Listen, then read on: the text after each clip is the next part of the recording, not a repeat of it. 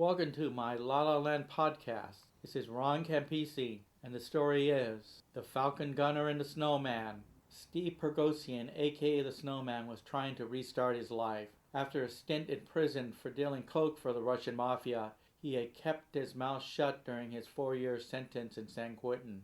After his release on parole, he even re-entered school, community college, and had a night job at the Pantry restaurant downtown, with a few other ex-cons on the crew.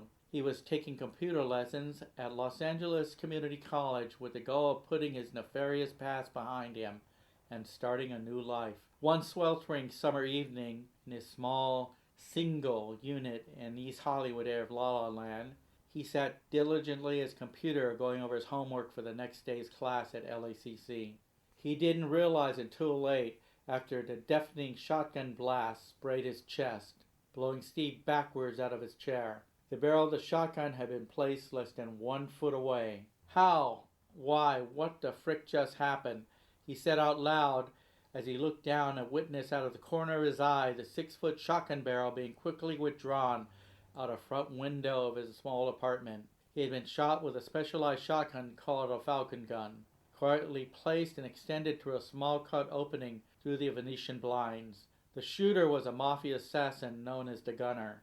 He used a birdshot round to cause maximum suffering, for a birdshot couldn't be completely removed from the victim's body, causing certain death due to slow, oozing loss of blood. Steve just wanted to start a new life away from the Russian mafia, and even kept his mouth shut. The mafia wasn't so certain he would, and didn't want to take the chance. He now only had hours to live. That night when I arrived at the East Hollywood bungalow, detectives from Hollywood Division Homicide were there. It was evening, and in the small single unit there was a chair overturned near a computer console. A small amount of blood next to a bloody sweatshirt was on the floor, next to paramedic refuge. Bloody gauze, some tape, and a pair of scissors. But how was the question? The nearest window was 6 feet away near the front door. It was open, with Venetian blinds covering the window. The victim, an ex-con named Steve Pergosian, had been shot with a shotgun blast less than 1 foot from his chest. No shell casings were in the living room, yet Steve had taken the full force of the blast through the chest with birdshot. Looking at the blinds next to the door, an opening had been carefully cut in the blind.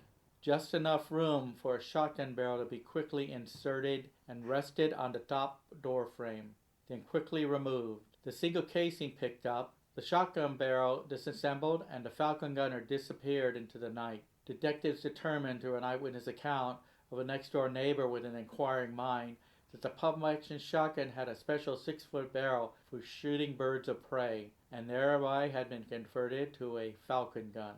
The gun was carefully inserted through the opening, reaching near the front of Steve's chest, and fired. "What the frick?" Steve was heard yelling out loud as he saw the black barrel aimed at his chest before it blasted the fatal round, blowing Steve backwards. The pain was immense, searing and cutting into him like 1,000 hot knives. Then the wound began to bleed, and wouldn't stop. The pellets had entered his chest and could not be removed completely. It was a fatal wound that would take hours to bleed out. The doctors told Steve that medically they could do nothing about it. Through capillary action and the severe nature of the blast, the blood would slowly drain from his body. Steve Pergosian was told by the doctors to contact next of kin to say goodbye. This was, in my experience, considered a hit or an assassination, only one of a couple I had seen in my investigations. The other assassination I investigated was the 1996 shooting of the rapper Biggie Smalls. That's another story for another day. Steve, the ex-con, who was just trying to make a new life for himself, was now completely sedated and quietly passed away in the hospital's intensive care unit within 4 hours of being shot in the chest.